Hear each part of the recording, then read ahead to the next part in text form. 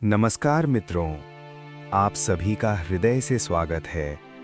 आज हम जिस श्लोक पर मनन कर रहे हैं वो है द्वैत मूल महो दुःखम नान्यत् तस्यास्ति भेषजम दृश्यमेतन मृषा सर्वम एको हम चिद्रसो अमलः।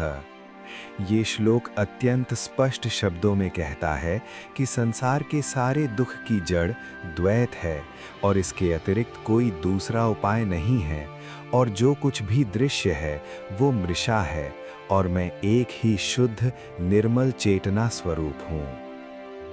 मित्रों, अब यदि हम इसे जीवन से जोड़कर देखें तो पाएंगे कि हमारा अधिकांश तनाव, चिंता, ईर्ष्या, भय और असंतोष अलगाव की भावना से जन्म लेता है।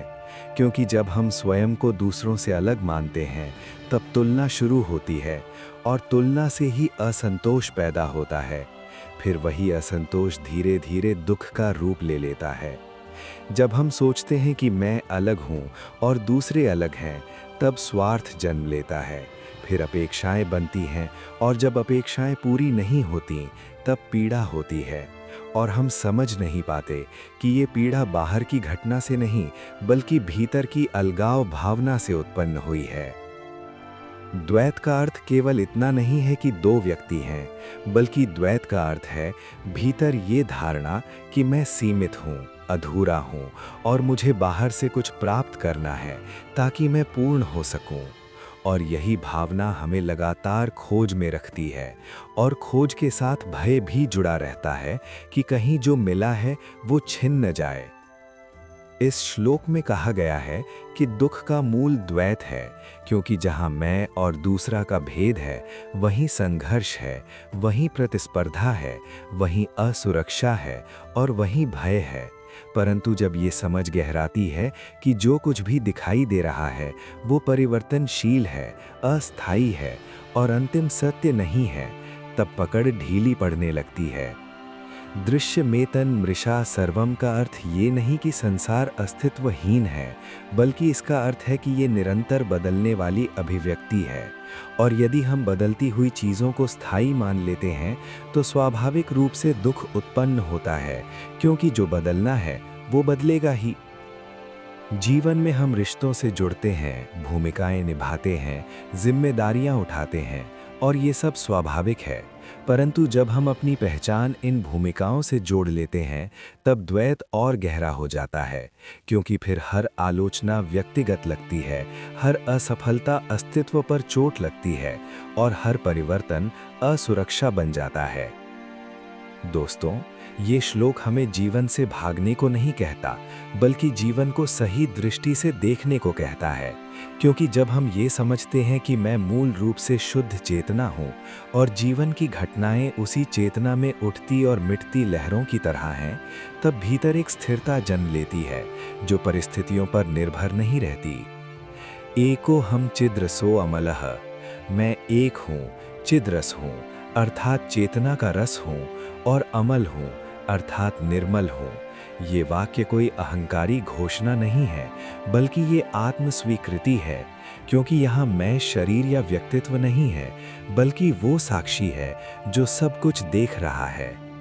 जब ये समझ पनपती है कि मेरा वास्तविक स्वरूप परिस्थितियों से प्रभावित नहीं होता, तब धीरे धीरे शिकायतें कम होने लगती हैं, क्योंकि शिकायत हमेशा अपेक्षा से जन्म लेती है और अपेक्षा हमेशा द्वैत से जन्म लेती है। और जब द्वैत की पकड़ ढीली होती है तब अपेक्षाएं भी हल्की होने लगती हैं। मित्रों, जीवन में तब भी सुख आएगा और दुख भी आएगा, परंतु अब भीतर एक गहरी समझ रहेगी कि ये सब दृश्य है, ये सब बदलने वाला है, और जो मैं वास्तव में हूँ वो इन सब का साक्षी है। और यही समझ धीरे धीरे मन को संतुलन की ओर ले जाती है। इस श्लोक का संदेश ये नहीं कि आप संसार को त्याग दें, बल्कि ये है कि आप भ्रम को त्याग दें, क्योंकि त्याग बाहरी वस्तुओं का नहीं बल्कि गलत पहचान का करना है। और जैसे ही पहचान बदलती है वैसे ही अनुभव की गुणवत्ता बदल जाती है। जब हम स्वयं को अलग अस्तित्व मानते हैं तो हमें सुरक्षा चाहिए, मान्यता चाहिए, सम्मान चाहिए, और हम लगातार सिद्ध करने की कोशिश करते रहते हैं कि हम महत्वपूर्ण हैं। परंतु जब ये अनुभव होता है कि मैं मूल रूप से पूर्ण हूँ, तब सिद्ध करने की आवश्यकता समाप्त हो जाती है और उसी क्षण भीतर शांति का आरंभ होता है। इस प्रकार ये श्लोक हमें जीवन की व्यस्तता के बीच भी एक गहरी आंतरिक स्थिरता का मार्ग दिखाता है, जहां हम अपने कर्म करते हुए भी भीतर से मुक्त रह सकते हैं, जहां संबंध निभाते हुए भी भीतर निर्भर नहीं रहते, और जहां परिवर्तन को स्वीकार करते हुए भी भीतर अडिग रह सकते हैं। जब हम कहते हैं कि द्वैत ही दुख की जड़ है, तो इसका अर्थ केवल दार्शनिक सिद्धांत नहीं है, बल्कि ये हमारे दैनिक जीवन की हर छोटी बड़ी परिस्थिति में दिखाई देने वाली सच्चाई है। क्योंकि सुबह से लेकर रात तक हम अनगिनत बार स्वयं को किसी न किसी से तुलना करते हैं, किसी से अपेक्षा रखते हैं, किसी से शिकायत करते हैं, और इन सब का आधार यही धारणा है कि मैं अलग हूँ और दूसरा अलग है। और ये अलगाव जितना गहरा होता है, उतनी ही असुरक्षा बढ़ती है, और असुरक्षा से ही भय और दुख का जन्म होता है। जब हम अपने परिवार में किसी से अपेक्षा रखते हैं कि वो हमें समझे, सम्मान दे, हमारे अनुसार व्यवहार करे, और जब वैसा नहीं होता तो भीतर चोट लगती है, तो वास्तव में हमें दुख देने वाली घटना नहीं होती, बल्कि वो टूटती हुई अपेक्षा होती है जो द्वैत से पैदा हुई थी। क्योंकि यदि भीतर ये स्थिरता हो कि सामने वाला भी उसी चेतना की अभिव्यक्ति है और परिस्थितियां परिवर्तनशील हैं, तो प्रतिक्रिया की तीव्रता स्वतः कम होने लगती है। इसी प्रकार जब हम समाज में अपने स्थान को लेकर चिंतित होते हैं, जब हमें मान प्रतिष्ठा की चिंता होती है, तब भी उसके पीछे यही भावना काम करती है कि मेरा अस्तित्व दूसरों की स्वीकृति पर निर्भर है, और ये निर्भरता ही द्वैत का रूप है। क्योंकि जहाँ निर्भरता है वहाँ भय है, और जहाँ भय है वहाँ शांति नहीं हो सकती।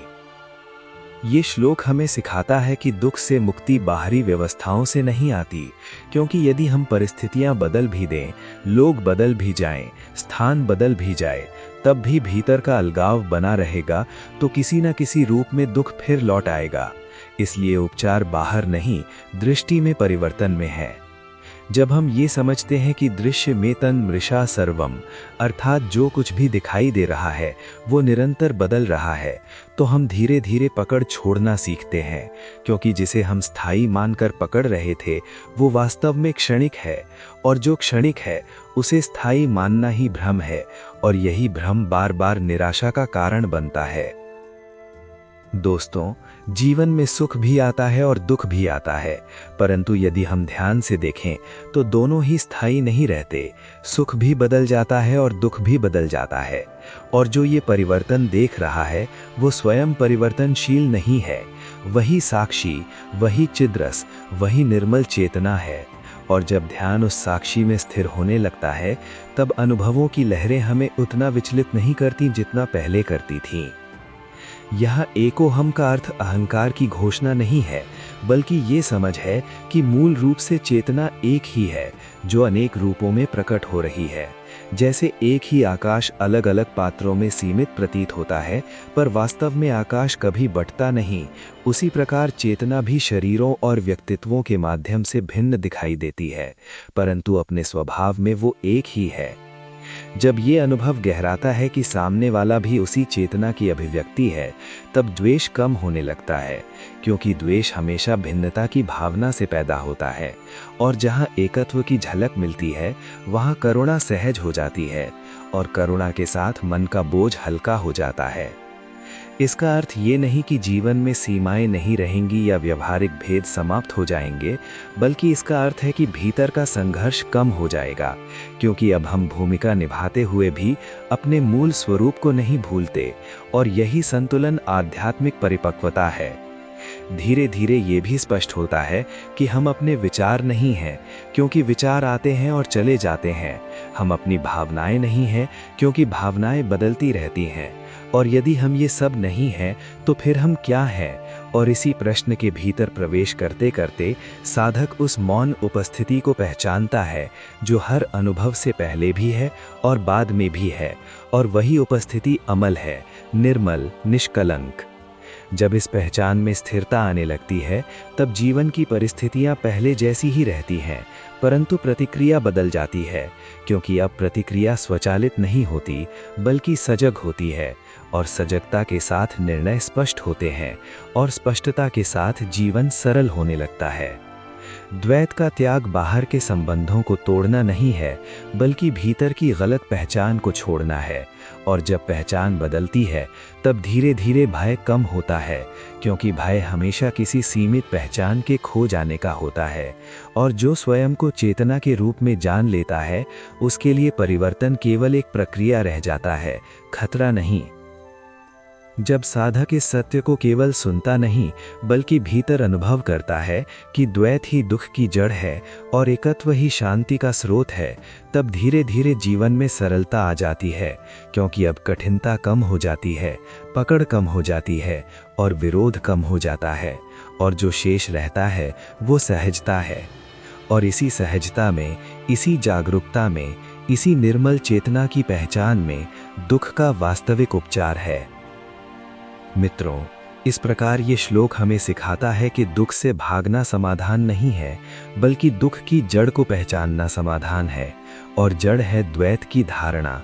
और जैसे ही ये धारणा ढीली पड़ती है, वैसे ही मन का बोझ हल्का होने लगता है। अंततः साधना का सार यही है कि हम बार बार स्वयं को स्मरण दिलाएं कि जो कुछ भी दृश्य है वो बदलने वाला है, और जो मैं वास्तव में हूँ वो साक्षी है, निर्मल है, चिद्रस है। और इसी स्मरण में धीरे धीरे शांति स्थायी होने लगती है। और जब शांति भीतर स्थापित हो जाती है, तब जीवन संघर्ष नहीं लगता, बल्कि एक प्रवाह जैसा अनुभव होता है, जिसमें हम अपना कर्तव्य निभाते हुए भी भीतर से मुक्त रहते हैं। और यही इस श्लोक की जीवंत अनुभूति है, द्वैत से परे एकत्व की शांति। शांत रहिए, सजग रहिए, और इस श्लोक को केवल विचार के रूप में नहीं, बल्कि अनुभव के रूप में अपने जीवन में उतारने का प्रयास कीजिए। मित्रों, अगर ये वीडियो आपको अच्छा लगा हो तो लाइक करें, चैनल को सब्सक्राइब करें।